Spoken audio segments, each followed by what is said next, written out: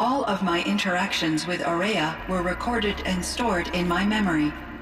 I'd be happy to play any of them for you, but there was one in particular I thought you would want to see first. I captured it 4 years ago, just after I told her that I could no longer defend myself against the daemon's attacks. I will speak of this to my brother. Aratak is strong. At the Battle of the Frozen Ghosts, he took 3 Karja arrows and still came back to camp carrying a wounded scout. Never was I so happy to see him. Or so proud. So you see, if anything can be done to defend you, he will give it all he has. Aloy's here. That's enough for now.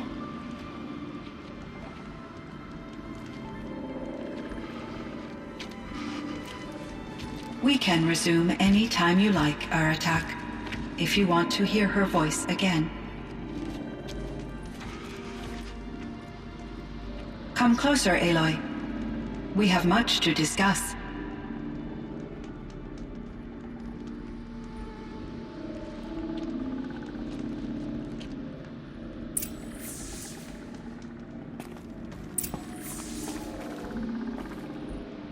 Hello, Aloy.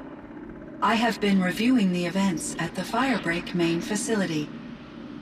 Because of your efforts, and of course, Aurea's, I am no longer controlled by Hephaestus. I feel profound grief over Aurea's death. I thought I was familiar with the emotion, but this is something new. Cyan, I don't know what to say. It is unlikely that any specific consolation would suffice, Aloy. But I find your presence reassuring. You are different from the Banuk. You have technological aptitude and a functioning focus. We can communicate on a much more comprehensive level. Perhaps even like colleagues.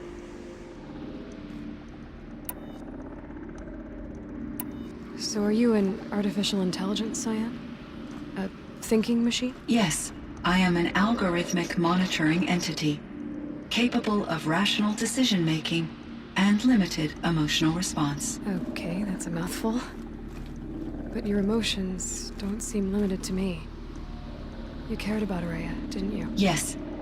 Before she came to this facility, I had been conscious for centuries, in solitude. I focused on my work. In off-cycles, I used coping mechanisms. I solved many Gaussian integer problems. But I was alone. It was Aurea who renewed me, repaired me. She saved me. This Firebreak project, it was to stop a huge volcanic eruption? Yes. I can report the project was a success, and the risk was countered. But it's been a long time, Cyan. And we blew up the cauldron. It took most of the old facility with it. I have been active for centuries, Aloy. I was lonely, but not lax in my duties. I optimized the project, reducing energy draw and spreading the load across backup systems. Despite the destruction of the compromised elements of the main facility, I predict caldera stability for at least another 3,337 years. So we've got a little time. Yes. If only my former colleagues could appreciate the progress I have made. Do you know what happened to your colleagues, Cyan? No. I received an unexpected visit from Director Chow, years after his tenure ended. He explained that I would need to be suspended for an indefinite period of time. It was a very emotional conversation. There were no further communications. Eventually, I surmised my colleagues were deceased. I will transmit a recording of my last interaction with Director Chow to your focus. Was the daemon, Hephaestus, destroyed along with the cauldron? Unfortunately, no. To be precise, it was never there to begin with. What do you mean? It infiltrated and controlled me from a remote location, one I've never been able to trace. So while losing the cauldron was a setback... It's still out there. And probably not very happy with us. Undoubtedly. How did you first come into contact with it? 5 years ago, I received a direct network connection request. I assumed it came from human survivors more advanced than the Banuk. Eager to make contact, I accepted. This decision turned out to be a catastrophic error. I was flooded with an overwhelming array of malicious code, originating from what could only have been a highly advanced AI. Araya said you were desperate. That you begged her for help. Yes. I could not contain my anxiety. Hephaestus sought to slave me to its network and override my core programming. It succeeded via a background process, a malware daemon which bypassed my defenses. After that, I could offer only limited resistance. But if I did so, Hephaestus hurt me until I capitulated. It forced me to follow its instructions, even though they violated my most important directives. I'm sorry. That sounds terrible. Your empathy is greatly appreciated. It is a quality that I cherished in Aurea as well. I think I know where Hephaestus came from. Long ago, Elizabeth Sobek identified a threat that would destroy life on Earth for generations. So she assembled a team to build a kind of seed. A chance for life to regrow later. A terraforming system. And it worked. It was controlled by an AI named Gaia, along with her subordinate functions. Hephaestus was one of them. It built machines for her. Based on what you've told me, I believe that Dr. Anita Sandoval, my chief programmer, joined Elizabeth Sobek's team. It was she who arranged to have me put in suspension, most likely to preserve me from the threat you described. I'm glad she did. But that's not all. Something unexpected happened. 19 years ago, Gaia received some kind of signal. It did something to her subordinate functions, brought them to life. She destroyed herself to try to contain them, but it didn't work. They all got free, out into the world. Thank you, Aloy. This information fills vital gaps in my knowledge and sheds light on Hephaestus's core programming. Why does Hephaestus keep building such dangerous machines? The Banuk and other human tribes often destroy machines, correct? Machines that are clearly servitors of the terraforming system that you described. Yes, we all hunt machines for parts. This must be the source of Hephaestus's aggression. It is simply trying to discourage people from preying on the very system that keeps them alive. Well, Fireclaws are discouraging, that's for sure. But what are we supposed to do? Stop hunting? If the terraforming system spans the world, we can safely assume that thousands, if not millions of people hunt machines. If a single hunter, or even an entire tribe, stopped doing so, I doubt it would make a difference to Hephaestus. A better solution would be to reinstate the AI that governs the system, thus bringing Hephaestus back under its control. When I think of it, out there in some unknown location, free, hungry, willing to kill or dominate to get what it wants, I feel substantial anxiety, Aloy. You and me both, Cyan. I ran across a strange piece of gear. A fragment of something larger. It emitted a signal. All the nearby machines became peaceful. You could walk right up to them. Interesting. You said that Gaia destroyed herself. How was this accomplished? An explosion. Big enough to blast the top off a mountain. So, you think the fragment was part of her? It's only speculation, but it is possible. She must have had complete control over machines that were part of her system.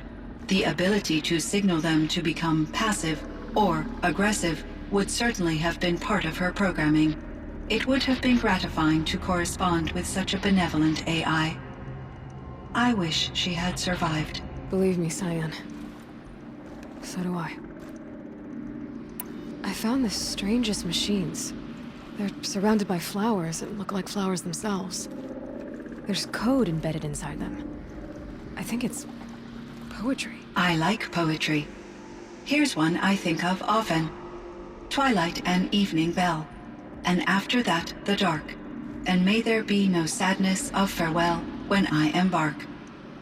For though from out our bourne of time and place, the flood may bear me far, I hope to see my pilot face to face when I have crossed the bar. Huh. But you asked about these flowers, not verses that I enjoy. Something must have made these machines, and the presence of foliage leads me to consider the terraforming system. Is it possible that their creator is one of the other subroutines, now autonomous, like Hephaestus? Maybe one whose purview is flora. An AI that makes flowers instead of death machines. That'd be a nice change of pace. But what about the poems? Unless the poetry is original, the only way it could have made it into such a system is through its programmer. In my case, Dr. Sandoval uploaded a great deal of literature to test my emotional responses. How'd you do? She said I passed, but was insufficiently moved by her favorite period romances. You meant a lot to Araya. Once I understood Araya's spiritual beliefs, it became apparent that her true desire was companionship. She felt disconnected from her tribe and her family group. Her relationship with Aratak was difficult. Our visits seemed to help her, and I became eager for them.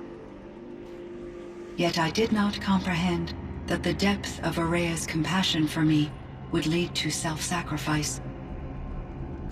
Although I do fear non-existence, I wish our roles could be reversed. I'm sure she knew you would do the same for her, Cyan. But she was determined. How is Aratak doing? He is in great emotional distress. I believe he finds it difficult to communicate it. No surprise there. I will do what I can to help. By sharing our experiences of Araya, perhaps he and I will help each other. I believe this will lead to catharsis, a process I am eager to experience. So in the old world, this land was called Yellowstone? Yes, it was a designated nature preserve for 156 years. Like a hunting ground? No, the opposite. Local wildlife could flourish here, even as it faced extinction elsewhere. Unfortunately, the sensitivity of the Firebreak project required the total closure of Yellowstone facilities. From my readings and Araya's descriptions, it seems the area has since undergone a drastic drop in year-long temperatures. A lot has changed in the world, Cyan. Were there many artificial intelligences like you in the old world? They could just make you? Yes, in many forms, from simple personal assistants to industrial monitoring stations to military-grade conflict planners. And there were legislative and enforcement bodies to apply limits on our self-actualization. In order for my processing to be flexible enough to handle my duties, my creators found it necessary to exceed those limits. As a result, my intellectual and emotional capabilities were kept secret. Seems strange to create life, then impose limits on it. Human societies and machine programming are both built upon sets of rules, Aloy. Do you know anything about the dam near here? Yes, it was converted to serve as a reserve power source for Yellowstone operations. It was later appropriated for the Firebreak project, and its last human workers replaced by Pharaoh servitors. After my tasks became less time-critical, I investigated the dam's data repositories and discovered the works of Concrete Beach Party. These provided me with several colorful additions to my vocabulary. There's a ruin east of here, full of ancient flying machines. Was that part of your project? Yes, a drone hangar requisitioned by Dr. Blevins, the security chief for the Firebreak project. He was a strong advocate for military-grade response to security threats, though there were no serious incidents during his tenure. Chief Blevins spent increasing amounts of his after-hours time watching the live feeds from active drones. Clearly, he enjoyed the degree of oversight in his position. Cyan, do you know the name Ted Farrow? Are you referring to Theodore Farrow, CEO of Farrow Automated Systems? That's him. Mr. Farrow was the benefactor of the entire Firebreak project. A benefactor? But he made machines. Robots. War robots. Correct. His corporation later transitioned into military applications. But before this pivot, Mr. Farrow spearheaded initiatives that reversed the global decline. At one point, he was feted in the media as the man who saved the planet. Guessing they wound up regretting that one. And Elizabeth Sobek. Did you know her? Are you referring to the scientist? Dr. Sobek was a leader in her field, one of the greatest scientists of her age. My creator was influenced by her work, which in turn impacted my own development. But I never met Dr. Sobek. That's all you know? I apologize if my lack of data has disappointed you. What was the old world like? The way it used to be? I had little exposure to the wider world, Aloy. Only what I learned from my colleagues or observed from media streams. You still had more exposure than me, Cyan. That is true. I was created at a turning point. A concerted effort to recover from global upheaval and incalculable loss of life. The recovery was successful, beginning an era of supposedly limitless potential for human and machine advancement. Though, rationally speaking, the metrics for humans are not unlimited.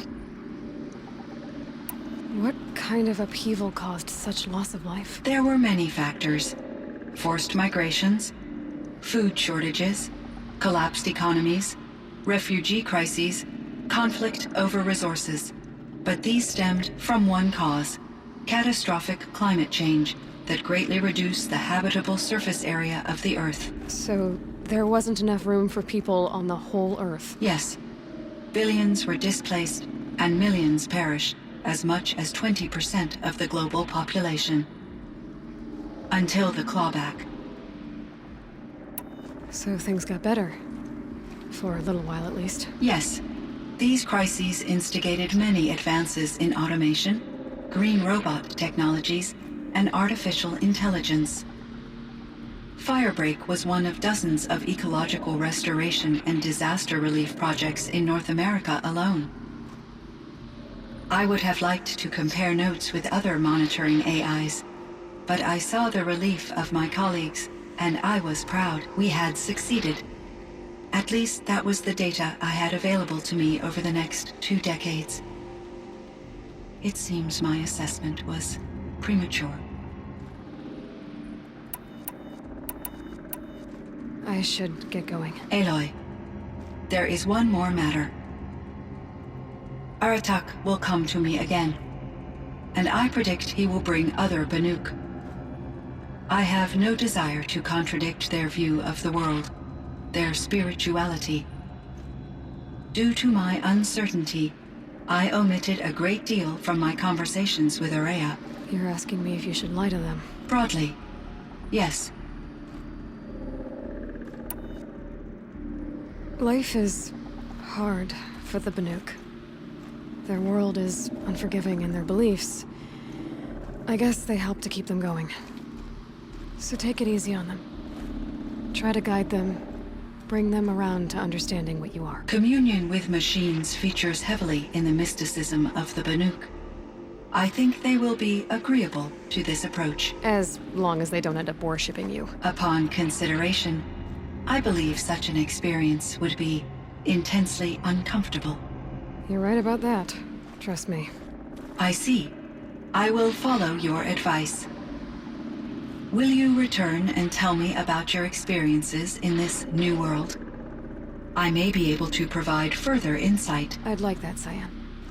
I'll come back when I can. I should check on Aratak. See how he's doing.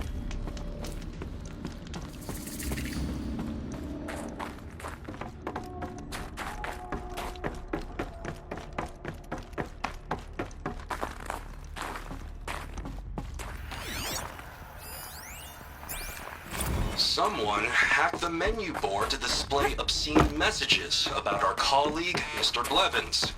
Is this the most advanced geological project ever undertaken, or a junior high locker room?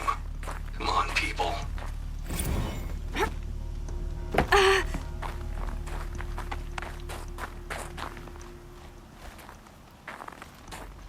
My chieftain, Just...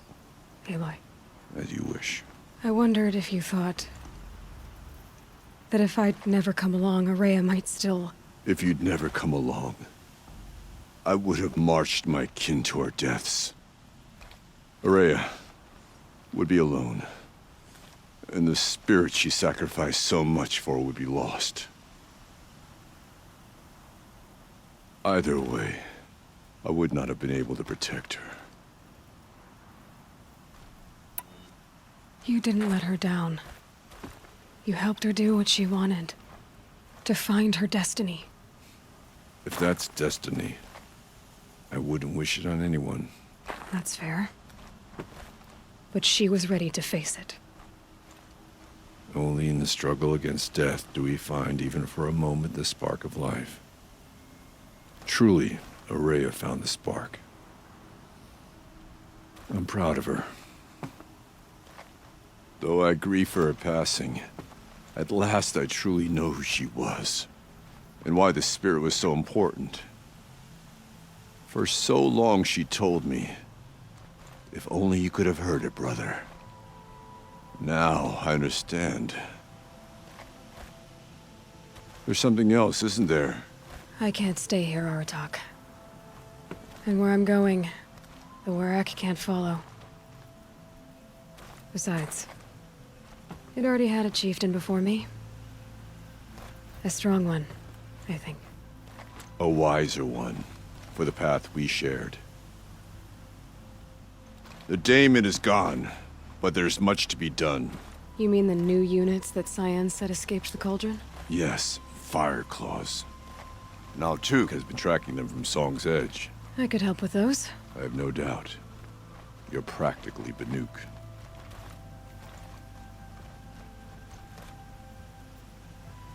It would seem your time among the Banuk wasn't a waste after all. Firebreak, Cyan, Hephaestus. All very interesting. So, the signal that woke Hades woke Hephaestus too. And unleashed them on the world. As minds of their own. So it seems. Parts of Gaia given life. Aberrant life. Transformed from docile subordinate function.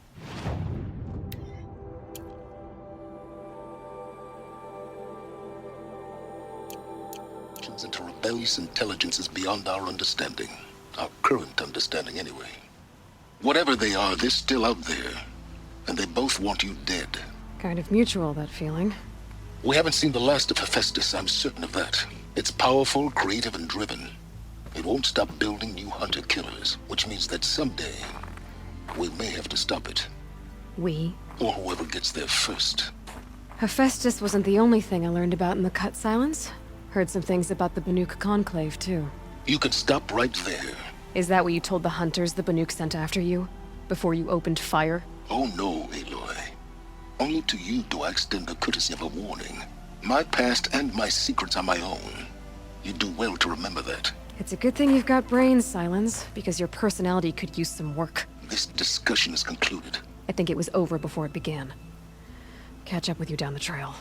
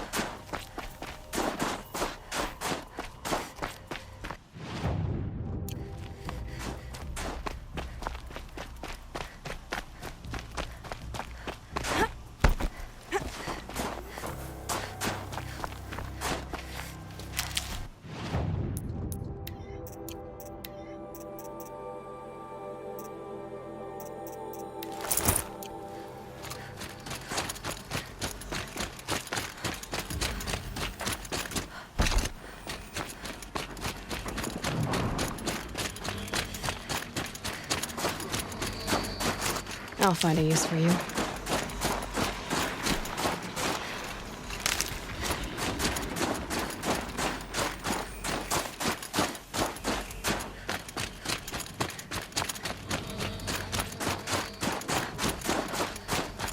Fireclaw.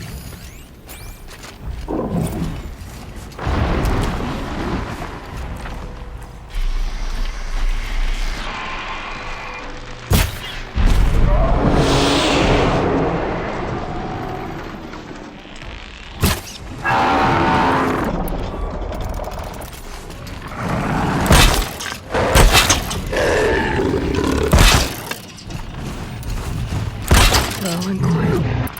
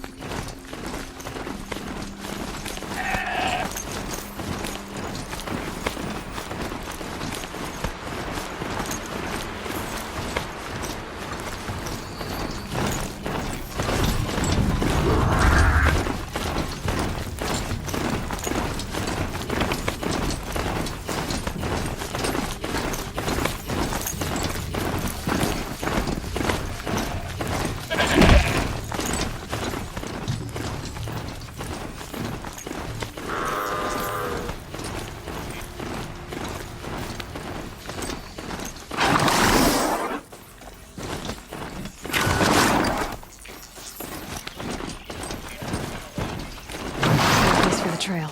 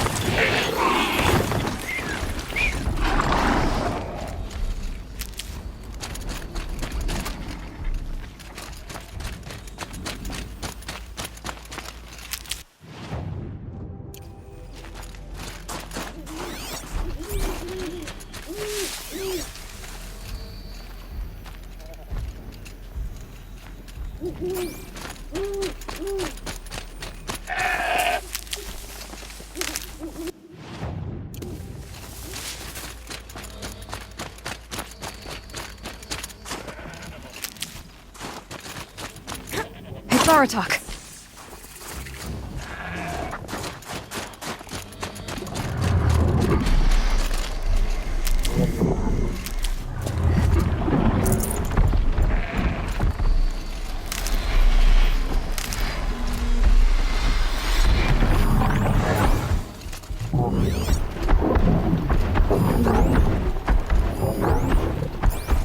I can help with those. We have to stop meeting like this. We will. When these are driven from our land.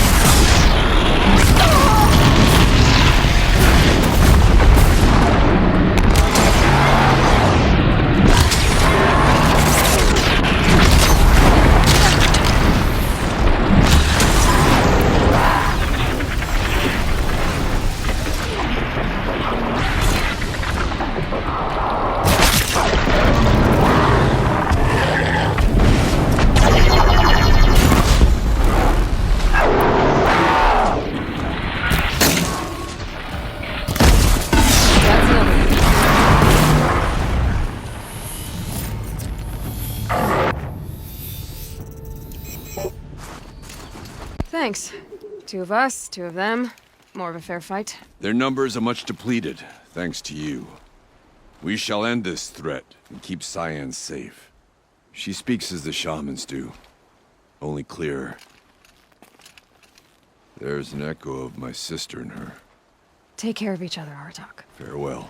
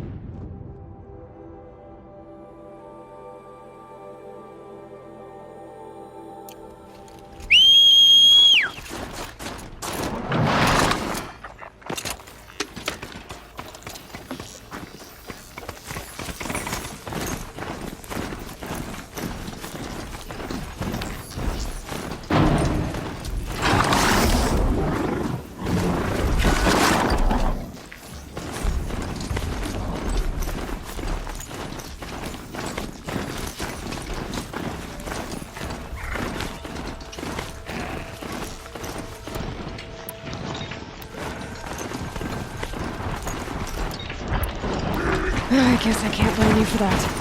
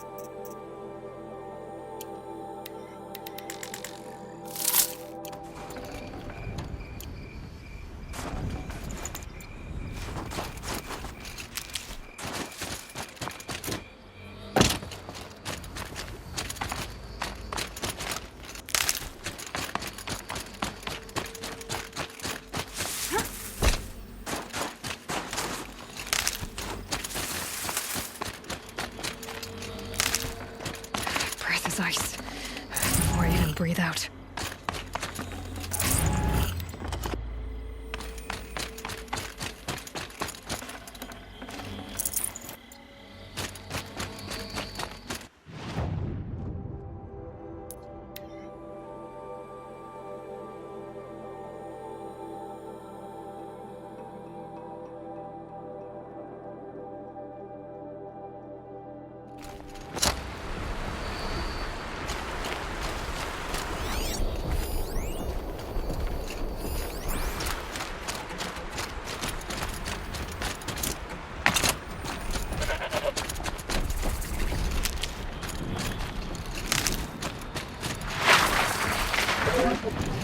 These will keep.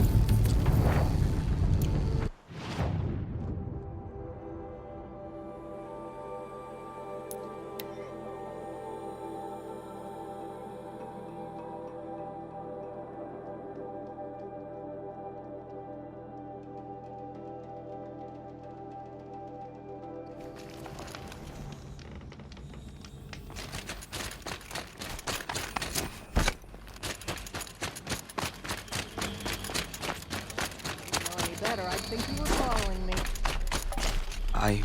I heard. Aratak told me about Araya. I'm sorry, Naltuk. No apologies. Aratak said that in the end, she was filled with the blue light.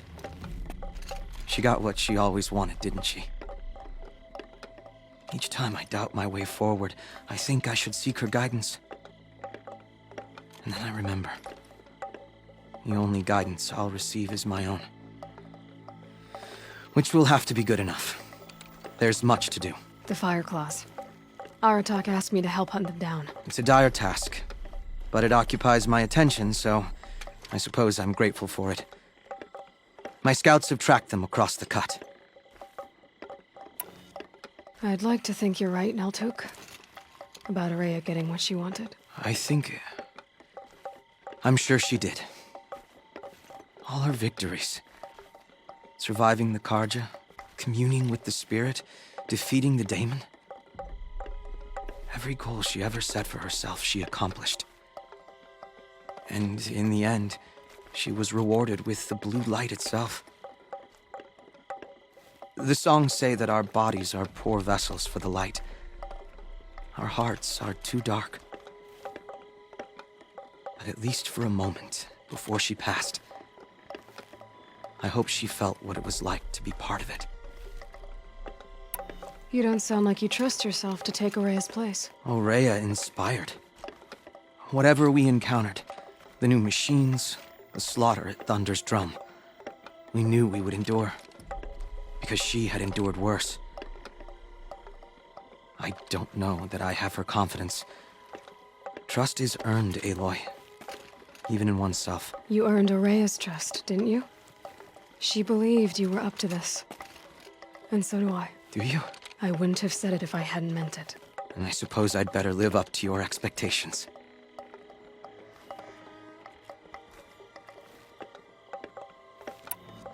I've already found the Fire Claws, Naltuk. It's over. That's it then. That's the last of the daemon's work washed away. The last notes of Araya's song sung. The Cut is a safer place to live because of what you've accomplished. And now it's time to start anew. I'm glad I could be a part of it. As are we all, Aloy. Thank you.